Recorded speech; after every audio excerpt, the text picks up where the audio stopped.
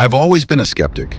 Growing up in my village, I heard countless warnings from my elders about the dangers of sleeping facing the ceiling. Uche, never sleep with your face up, my grandmother would say, her voice trembling as if the very act summoned evil. The ceiling is where the spirits gather. If they see your face, they'll think you're inviting them in. I laughed it off. Spirits? Ceiling ghosts? It sounded like superstition, the kind of stories told to scare children into obedience. But one night, everything changed. It was during a visit to my ancestral home in the village. The air was thick with the scent of burning palm fronds, and the moon hung low, casting an eerie glow over the thatched roofs. I was exhausted from the long journey and decided to retire early. The room I was given was small, with wooden walls and a high cracked ceiling. I lay down on the mat, stretched out, and, without thinking, slept facing upward. At first, nothing happened.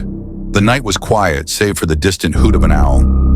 But then I felt it, a cold draft that shouldn't have been there. My eyes fluttered open, and that's when I saw it.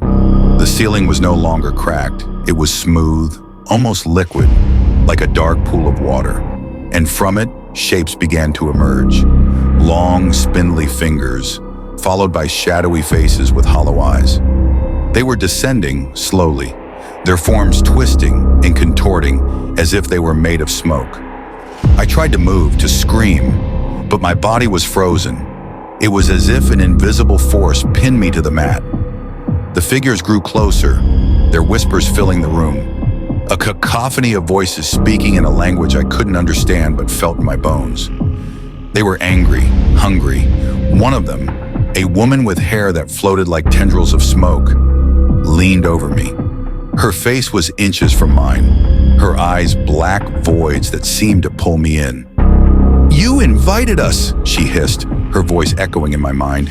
"You looked up and we came." I don't know how I broke free, but I did. I rolled off the mat, gasping for air, my heart pounding like a drum. The figures were gone, the ceiling was cracked again, and the room was silent. But I knew what I had seen. The next morning, I told my grandmother what happened. She didn't seem surprised. "I warned you," she said, her voice heavy with both fear and pity. "The ceiling is not just wood and mud. It's a gateway. When you sleep facing up, you open it." Since that night, I've never slept facing the ceiling again. But sometimes when I'm alone in the dark, I feel that cold draft, and I wonder if they're still watching, waiting for me to make the same mistake. So if you're reading this, take my advice. Don't sleep facing the ceiling. You might just invite something you can't send back.